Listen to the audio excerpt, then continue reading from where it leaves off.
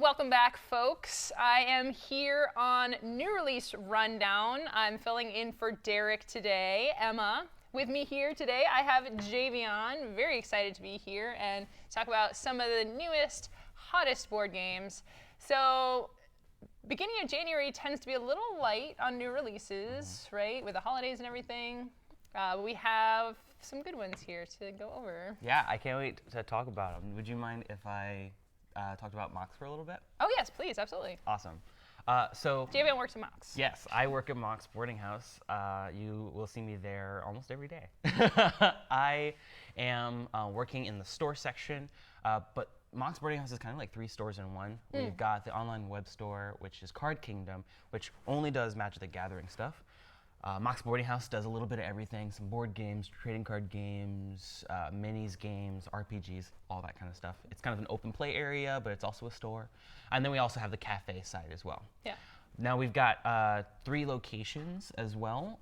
I work in the Ballard location, but we've also got a Bellevue location, and there's also a Portland location. Portland is open now. Is it? Oh, I don't coming know. soon. Yeah, I You're don't like, think is it's. it? I don't think Okay. it's fully opened yet. Gotcha. I think we're still very soon. putting the final touches on that. So yeah, but very soon.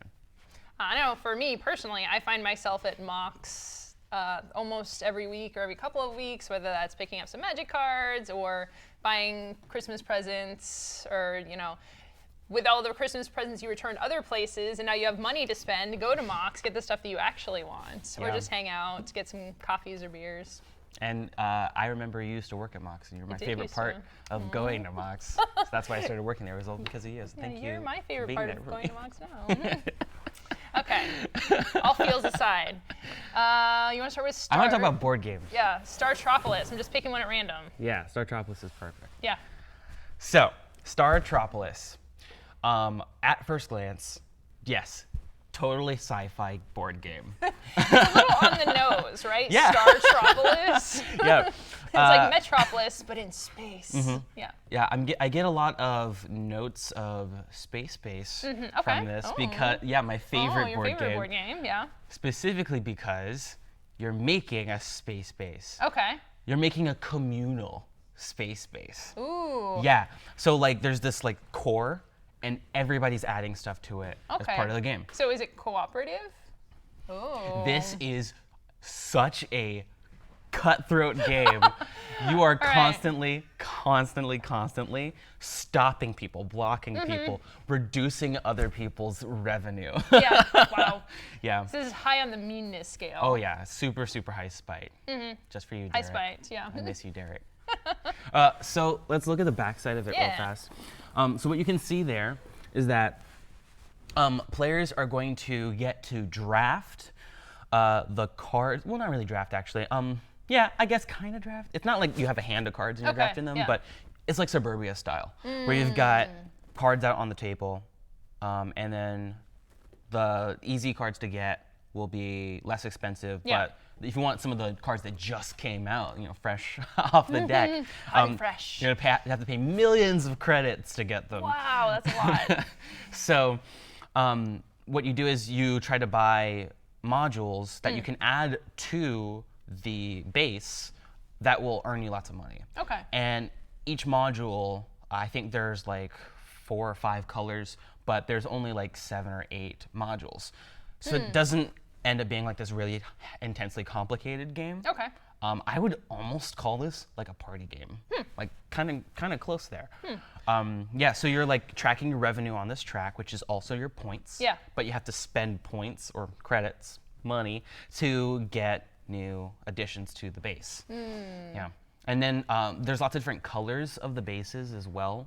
So to keep track of that, you got these little clips that you'll add on to the cards to show, hey, the blue player has the purple solar panel. Okay. And they're earning this much from it. But as soon as like a certain module gets added to it, oh, now they're making much less, or they're making much more. That kind Interesting. of thing.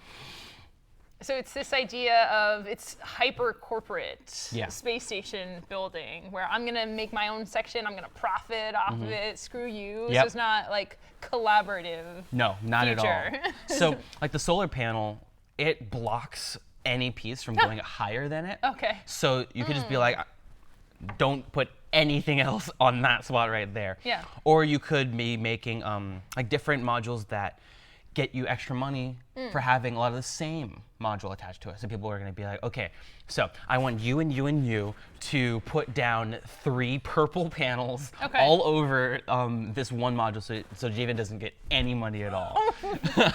Dang. Yeah, it's a very, very brutal game. Wow. So what is the complexity level? You're saying it's a party game, Yeah. so pretty accessible? Well, I mean, it's it kind of doesn't close look to like that. a party game. I It's got know. that like, no offense, but it's just that dark, grim dark background. The thing is, it's a very short game. It's only about 30 to 45 minutes. Wow. You can change the number of rounds to make it a longer or shorter game. An 8-year-old would easily be able to learn the rules to this game. It's such an easy game to play, and the pieces are 3-dimensional. Yeah. They're like a really good feel to them.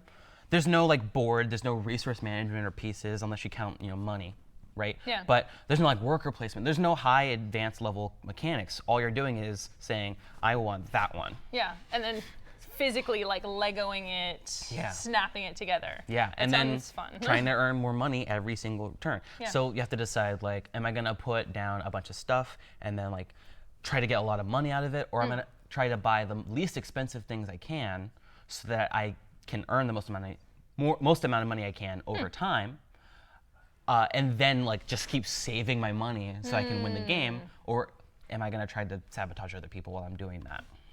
So it's got aspects of like, I know what you're doing, I'm gonna stop you. Yeah. But it's also like, I really want stuff, I gotta get what I want.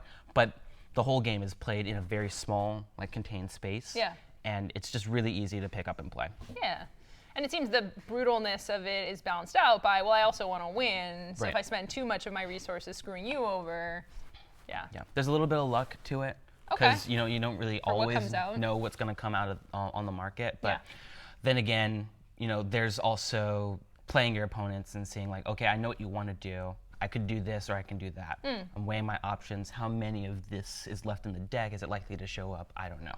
So you have to weigh a lot of odds. But other Yeah. than that, honestly, it's just very, very family friendly. Yeah. So say I wouldn't necessarily look at this based on the front of the box, but Right. the way you've described it, it seems like it's very much up my alley. Exactly, yeah. Cool. Just goes to show you want to learn the rules to the game before you judge it by its cover. Right. That's totally fair. That is Startropolis. All right, let's take a look at another game on my side. All right. We've got Robin of Locksley. Robin of Locksley. Yeah, this is an Uwe Contest Rosenberg of game. Thieves. Javion, this does not look like an Uwe Rosenberg game. Wait, say it again? Uwe. Uwe. This does not look like your typical Uwe Rosenberg game, Javion. Well, it is. It super is. In this game, which has really, really beautiful box art, by the way. Yeah. I love the cover of it. I was instantly like, just fell in love with it the moment I saw it. In this game, it's a 2-player game. Yeah. So you can only play with 2 players, no less, no more. Okay. And what you're trying to do is, you're trying to race each other. One of you will be Robin, and one of you will be the other person I can't remember the name of. But you're racing each other to lap the scoring board Okay. or lap your opponent. So if you go around the scoring board twice, you win. Or if you go so far past your opponent that you literally lap them, like in a race, you win that way as well. I like that as win condition. Yeah. The game is played a little bit like chess, but without capturing any opponent's pieces. Okay. You've got your meeple, right? Your person meeple, that's going to be on the scoring track, completing missions around the board as you collect cards. How do you collect cards?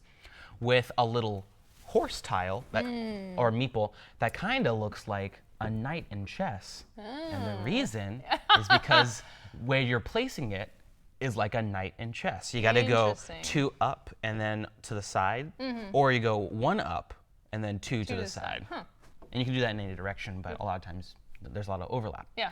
So you're doing that, picking up cards that you land on, and then replacing anything that you left behind with a new card. Okay. So every time you move away from a spot, a new card shows up, which could be really cool if you're like, I need a lot of green ones. I go capture a green one. Oh, look, another one came out right where I needed it. So I'm going to go back and get another green one. So what do the cards do? Well, they serve the function of progressing you through the victory point track around the board. Okay. So for instance, there are a lot of different ways to earn points, but the one right in front of you is the one you need to complete right now in order to progress. So it's like a mission. Okay. And your in mission. front of your meeple. Yeah. Okay. Your mission might be have less than 7 in your collection. 7 items, jewels, stuff that you're stealing from the rich. Right, of course. Game's thematic, right? Yeah, it's about Robin Hood. Yeah. Or at least Robin Hood versus a different version of Robin Hood that I've never heard of before. Yeah, and what you're doing, where you're collecting those things, you can also sell them if you get like a set. But you might want to hold off on selling them. Because while selling them will give you coins that will let you just brute force your way past any challenges that you are likely to come across, having certain cards in your collection will also automatically just progress you further along. So for instance, there's like a victory condition that says if you have 2 different types of jewels in your collection, then you progress forward. But then there's one right behind that that might say, collect a green card this turn. Right? So maybe you collect a green one and then you progress forward and then you spend a coin to go past the next one. Okay. And so you can cascade through a lot of things, but it's designed in sort of a way where it's very thought-provoking. You have to think a few steps ahead. Okay, now it sounds like a Uwe Rosenberg game. Exactly, exactly. It's very much a strategizing against your opponent kind of game. Yeah.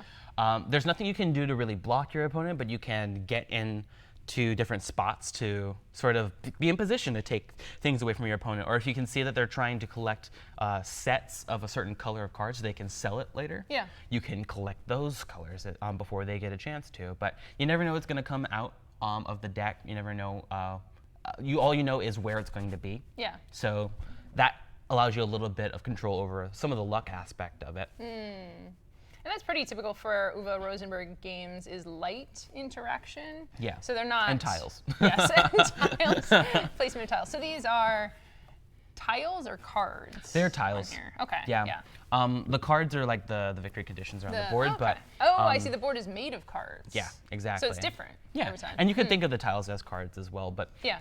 Mainly, you're just trying to collect sets of cards that you can sell for coins so you can progress, or complete the missions, which will include collecting certain cards, having a certain amount of cards in your collection, having a certain number of coins in your collection, selling a certain thing at a certain time. You know, you have to play the game to see all the different ones, but it keeps it fresh enough that if you were to play it again, you can't guarantee a win. You know, it's not all based on like strategy. You can get really lucky and just be like, oh wow, I got the exact certain thing I needed that I couldn't find on the board. It finally showed up right when I needed it to. I can finally catch up. Yeah. That kind of thing. Yeah, it reminds me almost a little bit of this old game Labyrinth, like just the idea of going around collecting loot.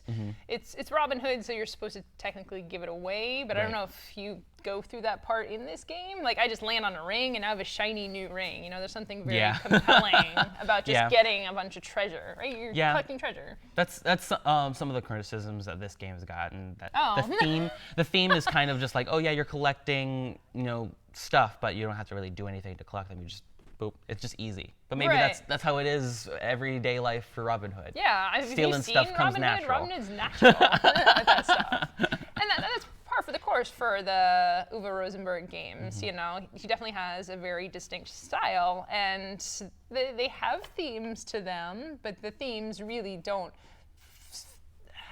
I don't want to say it in a bad way. It's like the games don't feel like that, because they're very good games. Yeah.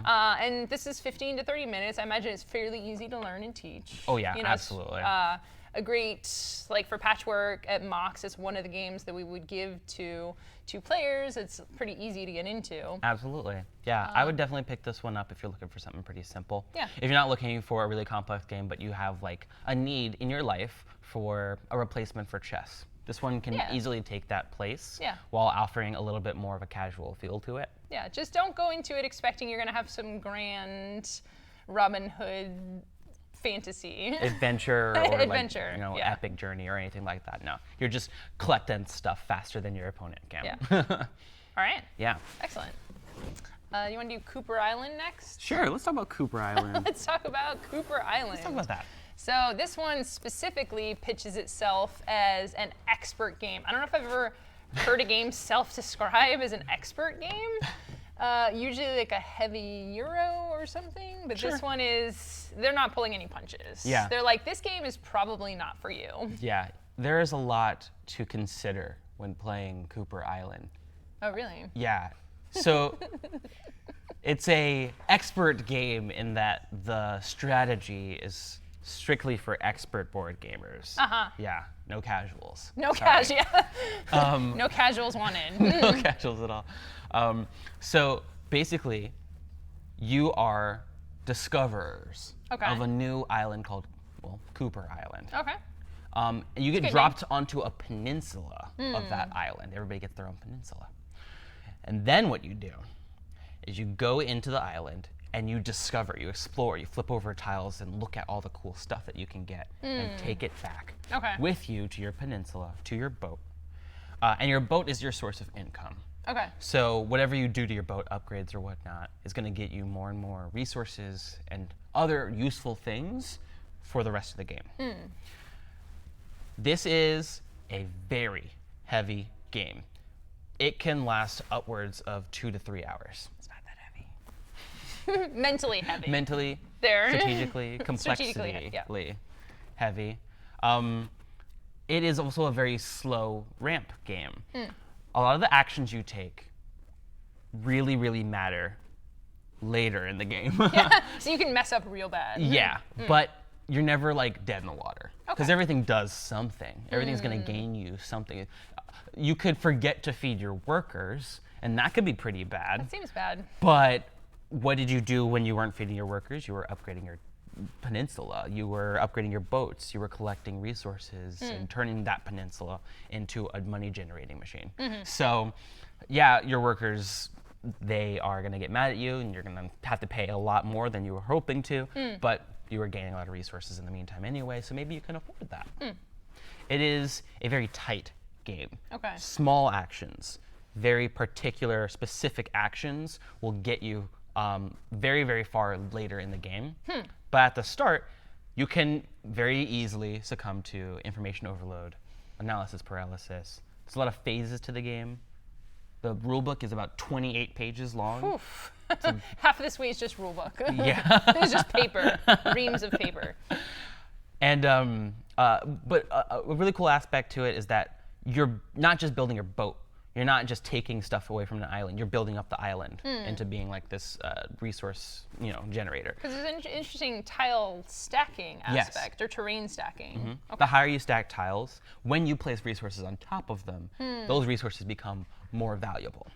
Like you can just put, wheat right there on the sand or something like that.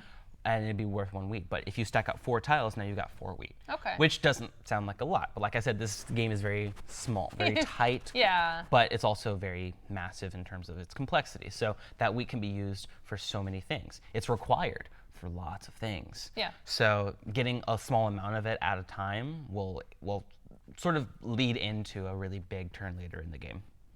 Yeah. I say this isn't, you're saying small, like very tight game. It's also small footprint wise. For this weight of a game, usually I feel like I'm seeing it in a bigger box. So having something in like a smaller, tighter package, that can potentially be compelling for people. Sure. I think the important thing when talking about pitching this kind of thing, because it's got very evocative, nice art. Just looking at this, walking down the aisles, I might look at it and say like, oh, that looks like a cool, fun game. Yeah.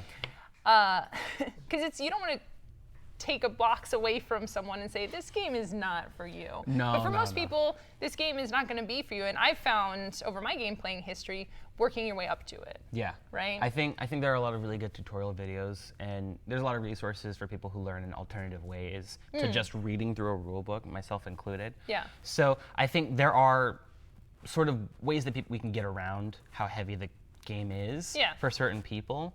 That being said, it's about $70. So Yeah. it's pretty big investment. Not to mention, you have to put a lot of time invested in just learning it. Yeah. Even if somebody's teaching you the game, it's not going to be something you could just like pick up and start playing right away. Yeah. So those are the kinds of things you can want to consider. Don't make a big purchase like that unless you're ready for what it's going to give you. However, if you have a group of like dedicated heavy Euro board gamers, they're going to love this game. Yeah. I honestly think it's going to be really popular this year because it's got all of the hallmarks of a really good Euro game. It's very thematically strong. Okay. The quality and the content of the pieces is really, really good. And I think most people really enjoy that kind of thing. Yeah. Also, when it was being shown around Gen Con and Board Game Geek Con, it had a lot of really good reviews from the users. So I think regardless of the high buy-in, I think most people are really going to enjoy what they're going to get out of playing the game. Yeah. It might say like 2 to 3 hours or whatever in just investing some time into it, but you might invest more just learning and strategizing and stuff like that. So I would encourage people to really give it a chance. Yeah. If you're looking for a heavier kind of game. So this is definitely one where I would look up a few videos, do playthroughs through it, see if that's the kind of thing. And yeah, if you do have a heavy hobbyist, heavy Euro group, those groups are always looking for that next game that's going to really grab everyone's attention. And this one, I mean, it looks great. I love the name. Yeah. Cooper Island. Cooper Island. That sounds like a place I would definitely want to go to. I think just I would hang out there. the name Cooper. I really like that name. It's a really good name. It's a really good name. And people named Cooper are just generally Yeah. very good people. Yeah, that's what I was right? going to say too. All right, excellent. So that is Cooper Island All right. on our heavy side. Do you want to go? Fistful of Meeples. Fistful of Meeples? All right. This one is not one that I've seen or heard about yet, so you're going to have to walk me through this. Okay, It let's do looks that. Western themed, so that's all I can really say about it. Is that right? Fistful of Meeples is a very fun Mancala worker placement game. What? Mancala? Yep. Oh. All right, I'm going to flip this over. It's super, super cool and very cute. It's Yeah. so small, right? And for those of you, most people probably know what Mancala is, but if you don't, there's a board with small divots and glass gems in it. You pick all of them from one, and you drop one at a time into the different spaces. Yep. Not a mechanic I've seen a lot of games do, but one that is very fun and it makes a lot of sense. Yep. So sounds like an awesome mechanic to be in a game. Yeah, it's a Western game. Okay. About building a town, Okay. using robbers to steal from your opponent, and as one also does. putting those robbers away for life. There's Western shootouts. There's collecting gold and turning them into gold bars for victory points. Ooh. Yeah, this game has a lot going on, and it is a 2-player, but you can play up to 4 players as well, game.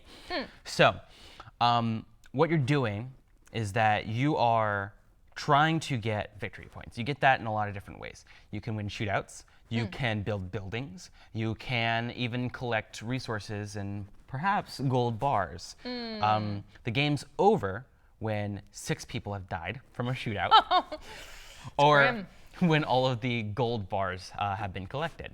So you can imagine doing those things are going to be like really important. Yeah. Making sure you hire a really keen eye, a sharpshooter. A sharpshooter, your sheriff. Yes. You get your sheriff. The better the shooter, the more rerolls you get to make sure that so you roll higher than your opponent. Sorry, you just said something there. This is a dice game. You didn't tell me that. Yep. Yeah, Okay. there's dice in it. There's dice in this game. Gotcha. This is going to be probably the only dice game in this whole collection today. So let's make it count, right? So yeah, in the shootout, you're rolling dice to see who rolls higher, and then based on the shooter, you might get extra rerolls or more resources for being a higher level shooter. Okay. Right? But the main part of the game is that Mancala style of choosing a saloon or like any of the different locations, Okay. grabbing a bunch of meeples, and then you either go in clockwise or counterclockwise direction, wow. dropping meeples in each place. And you choose which meeple to drop where, and each color meeple does a different thing. So like the white meeples are builders, they can build buildings for you. Okay. The yellow ones are miners. They can collect resources or upgrade those buildings. The red meeples are the robbers. Makes sense. The blue ones are the coppers. They put the robbers away. And I think the purple ones are the madams. I believe they're the ones who convince people to do something. It's not. Oh man, I don't. That's fair. That's a lot of. I don't want to leave that information. too ambiguous. Yeah. But I mean, They make people do stuff. They're psychic. yeah, sure. I think they're convincing people to spend more money at those locations. Oh, okay. And I think that's the upgrading that you get. So you have to take into account like how many meeples are in this location. How should I keep building up certain locations so I can get like a big payoff, or is somebody going to take that from me the moment it gets too hefty? So take what you can get while you can. Yeah. But also when the shootout happens, don't be afraid to put somebody who's really good on your side. So you put a meeple into like your slot on the shootout, and it's always between two players. So And what triggers the shootout? well, you place down a meeple inside of it to say like I'm ready to do a shootout, and then your opponent will be like, okay, I want to put this one here. Okay. Yeah. So do you have meeples like in a supply as well, or just Not all the ones exactly. you've gathered? Yeah. So like Okay. when you grab a fistful of meeples and you're dropping them along the way, you put the one that you want to put into your side of the shootout in that spot. Oh, Yeah. it's so clever. It works. I didn't even think about that. It works on so many levels. It's like really a cool. fistful of dollars, Yep. right? The Western movie, but a fistful of meeples because you literally have the fistful of the meeples. I think this game is just really cool. It's nifty, to use a term I don't use a lot. Nifty. Yeah, Okay. it's got spots for you to place all the meeples while you're dropping them along the way. Yeah. So you can really strategically plan out like, okay, so there's 5 meeples here, there's 3 white ones, and there's a red one. I can't steal from my opponent, but I can drop it here, so the next time I pick it up, I can drop it on one of their buildings over this direction. So releasing robbers actually puts these dynamite tokens Of course. inside the resource bag, so when you're Oh, fishing wow. for resources out of the bag. Oh, so there's a bag builder-ish element to it. Yeah, because it's a communal bag. But all that is in this box. Wow. yeah, but based on the building that you have, or based on the shootout that you're winning, you're gonna get like more or less resources out of the bag, and those resources are gonna let you build more buildings. Or once you collect enough gold, if you don't want to use another building, you can turn it into a gold bar, which is a lot of points. You Yeah. definitely want to get gold bars when you can. I think this game puts a lot of different mechanics and mashes them together Yeah, it sounds in like a it. very cohesive way. It's like gears, like in cogs that like fit together really, really well. Because everything it's not exactly like super intuitive. You have to think a little bit, but once it plays out, you're like, okay, I get to do a lot of different things on my turn, and each of them is beneficial to me, except for that one. That one didn't really do anything. Oh, but your opponent can be like, well, luckily for me, I can take that. I can do this with it. So you're not only placing down the meeples so you can get the actions you want, but you want to place them down in such a way that next time you take an action, you're going to be able to put it down in a useful spot, or you don't want to cluster up too many really good things for your opponent. So you're always thinking on your feet about what your opponents are going to try to do, what you're going to be doing in the next couple of turns, that kind of thing. I'm guessing you only take piles from your side of the board, or from either side? Either side. Okay. Yeah, you could take it from anywhere. Yeah. And I mean, for just going back to the Moncala mechanic of it, a lot of that game is about how much stuff, what options am I opening up for someone else. So you have to have a very careful balance of what I'm triggering for myself and what I'm giving to other people. Yeah, so there's no like triggers or like combos or anything like that, but if you get a lot of meeples, you take a lot of actions, which is pretty good. I would call this sort of a medium weight game. Okay. You have to figure out what all the different tokens mean and do when they're in the certain places, and how to upgrade buildings and all that stuff. So there's a little bit of learning curve to it, but I think it's easily manageable, especially with you already have somebody in the group who knows how to play the game. Yeah. It's a very small game. The setup might take a little while to get the pieces in the right places, but for the most part, it's a very aesthetic game, very thematically sound. It's a Western game with meeples in it. I mean, And it feels Western. We don't have a lot of Western games. I mean, there's like Bang, but there's not that many. There's more heavier games, like scenario games. Yeah. And yeah, like you said, it Bang too. I think this is like a great game alongside Bang. If you really like that one, definitely check this one out if you're up to the challenge. Yeah. And it's for a smaller box like this, sometimes you might just assume that it's very light, like size is often correspondent with weight. So it's good to know that it's a little more in the medium, but I'm excited. I would be interested to check this out. You'll get a lot of replayability out of this one. Definitely check it out if you get a chance. Nice, very fun. All right. Let's do Drop It. Drop It. All right. I've seen this one. This just hit retail, or fairly recent-ish. Yeah, it's not like super new. I think it actually came out in 2018. Okay. But it just dropped at Mox, so I figured it was a great time to finally show it off to people. Mox. Yeah. I literally did not even think about that. That's great. Because I would say I've seen it here and there. I think I've mostly seen it at conventions. I haven't really seen it in retail yet. So this is exciting because I've heard good things about it. Yeah, it's a very easy, family-friendly party game. Excellent. Yep, plays 2 to 4 players. The setup, very easy. You literally just get the board and then put like 2 cards on it, get your player colors, and you're set. So what you're doing is you can select any color, any shape tile, and then you just drop it anywhere you want to inside. And this thing, so the tiles are flat, and it's 2 pieces of clear plastic, so you're dropping it vertically down, so they'll stack up. Yes. Okay. It's tight enough that they don't jostle around too much, but what you'll find is in this game, everything bounces a lot. Anything you think is going to happen, it's not going to happen that way. Not always, actually.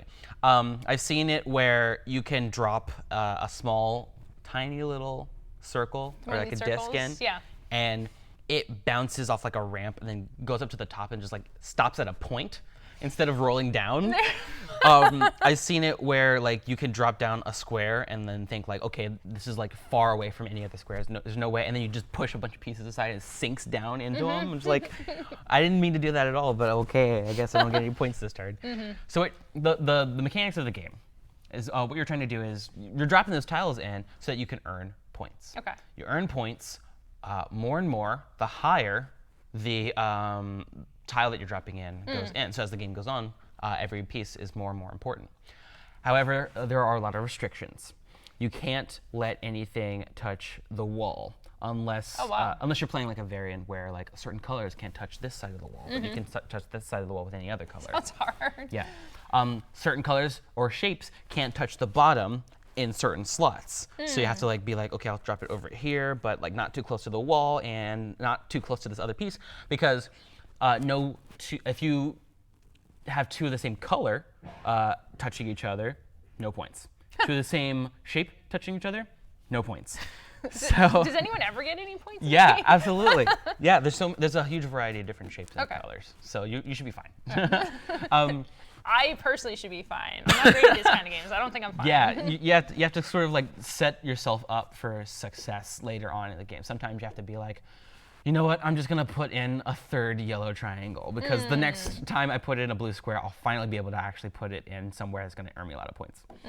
And there are also certain spaces, little stops along the way up the tower, where there are little circles indented on the side. Okay. And if you get a piece to touch one of those circles, you'll get points. The smaller the circle, the more points you get, because it's a smaller target. And a lot of the game comes down to just positioning the piece in the right way, choosing the right piece at the right time. And then, just hoping for the best, hope that, your plans don't get ruined by a stray trapezoid. Or I guess rhombus is probably the right word for that. Yeah. I'll go with rhombus. Yeah, it's a very simple game, very appealing to the eye if you like abstract stuff. Yeah. If you like Tetris, but you hate rules. You hate straight lines. Yeah, if you like Tetris, but it's like too restrictive. Yeah. Then you can like drop pieces any color, any shape you want to, and just like have These people on the back of the box did pretty bad. Look, that green is touching the green, and the yellow, and the 2 yellow triangles. Who chose yellow triangle? How do you choose which piece you're gonna put in? Do you can pick any piece, or is there? You have to take a second and meditate. Okay. You take a step back from the game and look at everything that you've got with yourself, and really just hone in on the piece that speaks to you. Okay. At the right time. I feel that. I feel connected to that. Yeah, maybe there are like literally 3 squares of every color just like stacked up to the ceiling, but one more square Is that how bad could it really hurt? Real bad? There. Look, all these are squares touching. Don't you get no points if a square touches a square? You never know. Okay. Maybe those squares will just break up into triangles. If you really think about it, every square is just 2 triangles. Oh my gosh. Yeah, so very simple game, very family friendly, really easy to learn. I just taught you all the rules, so you're already ready to go play it. Yeah, that seems. I've seen people gravitate, especially this class of dexterity games. I think there can never really be too many because you have that on a table at someone's house or at a convention, and people just gravitate because they can do the stuff. They pick it up and then put it in, even if they don't know the actual rules of the game. It's so easy to just engage with it. It's a stacking game. So it's very tactile. Yeah. You want to get your hands on it and play it like as soon as possible because it's easy. You want to see stack what happens. Yeah, you put the piece in, and someone says, "Well, you did that wrong." Yeah. And if you really like Catch the Moon, okay, or I was gonna say Suspend or Jenga, any of that stuff, it's like candy. Yeah. You just want to get a lot of it and do a lot of it Yeah. as fast as possible. So you can play this game in really short bursts. Play through the whole thing until like, oh, there's literally no space left on the top. There's nothing we can drop in. We're done. Yeah. All the pieces are in. But this one, a little more strategic, Yeah. I think, of the spectrum of games. I played another dexterity game, Dragon's Breath, for the first time, the How the Kids game. Ooh. It was Oh, yeah, surprisingly yeah. fun. Really? It was you fun. liked it? Yeah. I mean, I was playing with a 3-year-old. That's the one with like the hoops and the gems, right? Yeah, and all the gems fall out, but you get engaged with it because you're like, okay, I picked red, so you're rooting for red to come down, and then no red gems, and the red gem is just stuck on the tower. You're like, come on, you're killing me here. So Maybe we should bring in Dragon's Breath sometime. Yeah. We should look at that. Oh yeah, absolutely. It's a good game. Hobbit makes good games, but this one looks very fun. I would love to try it sometime because I think I've seen it around a lot and I've seen people have a lot of fun with it. So I think it does what it's doing very well. Come by Mox. Check it out. We should do that. We should all do that. Available at Mox. All of these games are available at Mox. Including this non-game. This non-game. It's an expansion. It's the show. Don't bother turning it around. It's a lot heavier There's than it looks. nothing on the back. Oh yeah, right. I said You don't. You want to learn more about this game? You can't. Too bad. That's why I'm here. Because Splatter Games is a company. They're very nice people. I talked to Jerome on Ludology a few months back. They have a very specific mentality for game design. It's very different than a lot of companies. So one of the things they do is they make very small print runs of all their games. So if you're seeing this now, if you want to get it, you should get it because they run out of the copies and then they are gone forever. Wow, that's so weird to me. Yeah. You think like, oh, I want to make more money. I'll make more of this, and I'll sell more of it. I think they print them in Germany. Really? Yeah, so that's one of the things. They don't, I think they have a company that they've used since the beginning, since they started, or they have like a couple of different companies. So a lot of companies make games at a more accessible price point from getting printed in places like China. Okay. So by printing in Germany, Oh. it raises the cost That of the makes games. a lot of sense. So for example, this expansion is $110. yes, for this box. So again, not one that you just want to pick up, especially since it's an expansion, so you need to have the base game. Yes. But the people who love Please food don't chain- accidentally spend $110 on an expansion that you can't play without the base game. No, that's not what I was saying. But the people who love Food Chain Magnate really love the game. Yeah, absolutely. Food Chain Magnate, for those of us who haven't played it before, is a giant food chain game. You play in a small town that's obsessed with literally anything you put in front of their faces. It's true. It's true. It's very Wall-E-esque. Yes. You just like hire somebody, they put down a billboard in front of your house, and you're like, I have to eat there every day now. Yeah. Also, when we say in front of your house, not like across the highway, like literally your window is here and the billboard is just in front. You have no view anymore because the billboard is just there. It's great. Yeah, so what you're doing is you are collecting cards, and then simultaneously, at the same time as everybody else, you are laying out the cards that you want to use in the order that you want to, and sort of like a pyramid style Yeah, all the cards are employees. Yes. So you have your management chain that you're setting up. Yeah, you can almost always hire anybody you want to. A lot of times you have to worry about like how much money you're getting and stuff like that. But you have to collect certain things over time. You have to start building the board that you want over time. So I can put my manager down and it's like, hire a worker. So I'm just like, which one do I want? I look at this little pamphlet that you get and you choose like any of these flow charts just to start building onto. And you like hire like, oh, an assistant manager is gonna let you hire another person. So like maybe you hire another assistant manager. And then your last person maybe is just like a deputy marketing director or something like that. And then those people hire like a trainee a trainee frying cook or like a waitress or something like that. And you're hiring lots of different people who can offer lots of different things like burgers and French fries. And in the expansion, coffee. Yeah. Which I love what you said about coffee before the show is every time you walk by there, you have to buy coffee. Because this is how I treat coffee in my life. Is anytime I walk past a coffee place, I need to buy coffee. You know this about me. Yeah, that's true. That's true. Anytime we play board games, you're just like, oh, hang on, I gotta get my coffee first. Like, it's important. I haven't had my coffee today yet. Oh, really? Yeah. I'm sorry. I had some tea though, so it's okay. Well, that's okay. Yeah. Maybe Food Chain Magnate will energize you. Yeah. I feel energized already. So this expansion is so heavy because it has 17 modules in it. Excellent. 17 modules. That's like most expansions, they give you like 4, maybe 5. Max, I think Quacks of Quedlinburg was like 8. Okay. This one's like 17 new things. It changes the milestone goals. It changes districts that you can add onto the board. It changes people who you can hire. Food that you can offer to people, like coffee. Yeah, like coffee. Yeah. So, I mean, this expansion adds the catch-up mechanic, which sounds like the catch-up mechanic. It's sort of like a play on words.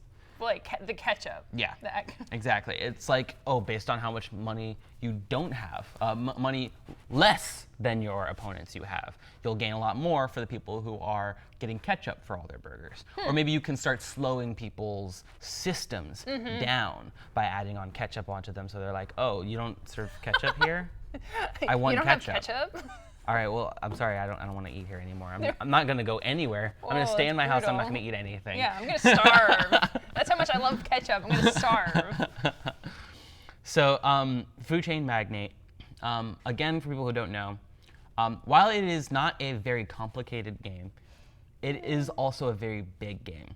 Now, when I say complicated, I mean like in terms of learning the game. Yeah. You can pick up on what you need to do in order to play pretty quickly because it's not a very heavy rules or at least mechanic heavy game. You know, you've got your district, you've got the roads and the avenues, and you've got the houses and the people in them, and the different places you can build markets. Yeah.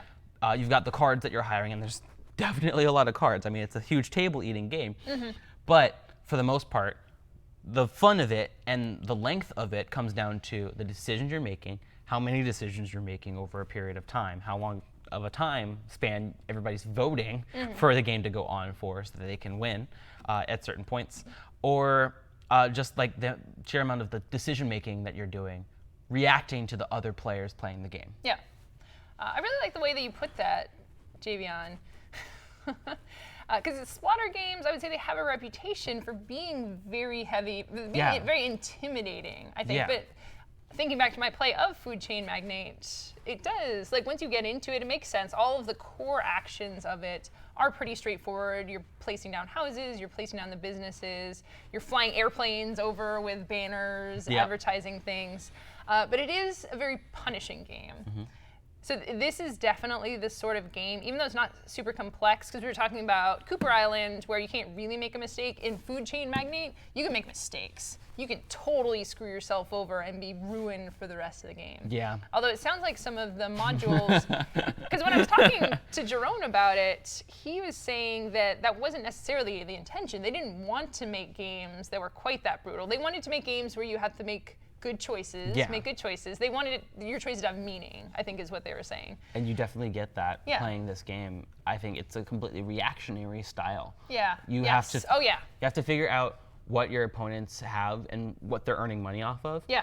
Is the person who's earning a ton of money on lemonade in the corner somebody you should go after and try to tack onto theirs, or should you go after the person who's selling burgers to 3 different houses, and try to be like, oh, well, I'm also selling burgers for less. Yeah.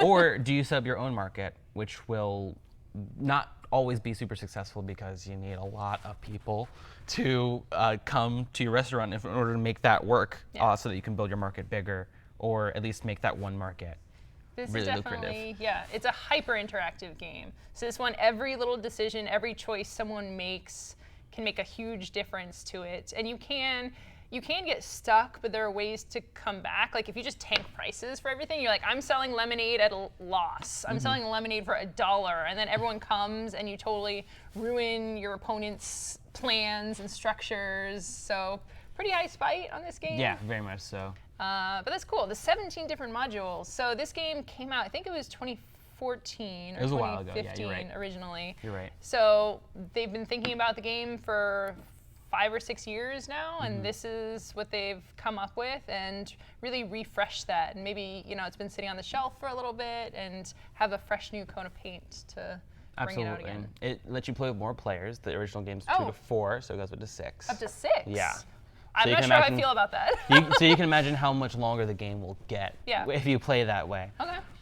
It's probably close to like a 3-hour game. Yeah. Maybe a lot more playing with 6 players, or maybe even with less. One of the weird things about the game is that you can sort of vote for how long you want the game to be. Yeah. And you might be like, okay, I think I'm going to win really soon. Yeah. So what I'm going to do is I'm going to vote to have like a really quick game. And then midway through the game, you flip over everybody's votes, and oh no, they want to keep playing for a very long time. My strategy's not going to work the way I thought it would. Oh Right. God, I have to change everything I was doing. Yeah, and then you're just kind of stuck there for Yeah. a few more hours. But definitely a good game. And it's an expansion, so I wouldn't suggest getting this. I don't actually know if you can get the base game too.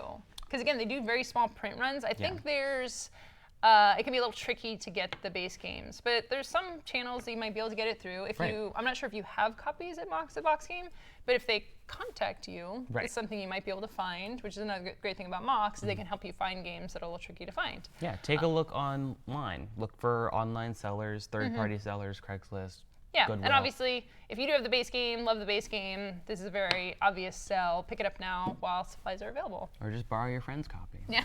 All right, so we have one more game. Yes. It's not here. We want to talk about this because it's near and dear to your heart. I do. Unfortunately, it's too big. I couldn't bring it. I'm sorry. Yeah, this game is so big, we couldn't even bring it here, and that's great because it's got a lot of stuff in it. It's got a lot of great stuff. Comes in a big old box, fancy box. And I love it. Yeah. It's called Suburbia, and it is the collector's edition of Suburbia. So I just want to talk a little bit about what Suburbia is, and I'll tell you what's in the collection, or the collector's edition anyway. Sounds good. So Suburbia is a game. Actually, we played this before. We did play this. I think I won. And yeah, you did. Sorry. No, I was impressed. I learned a lot about the game that day. So it is a game about building a city. Everybody gets their own city, their own space to build it in. And you get this little burrow board that you start with, and then you start adding in tiles as you pay for them, which will increase the amount of income that you get, but it also increases your reputation, which will give you lots of people, which is like points in this game. And they're hexagonal tiles that you're building out, right? Exactly. And the more people that you get, the more money you need in order to keep the city running. Yeah. So you'll lose income over time the more people you get. So you need to keep getting more income from buying certain tiles. However, you can always turn a tile into a lake and get a huge surge of money that way, so that you can boost yourself into getting a little bit more income from the tiles that you're buying. Or if there's like a really good tile coming up, you want to be able to afford it, you can take a lake, and then what your opponent can do is turn that into a lake, that one tile that you were saving up for. Or buy one of the starter tiles, like an extra set, and then just ruin the board by removing one of those tiles that you wanted. Yeah. Now the expansions all add certain things to the game.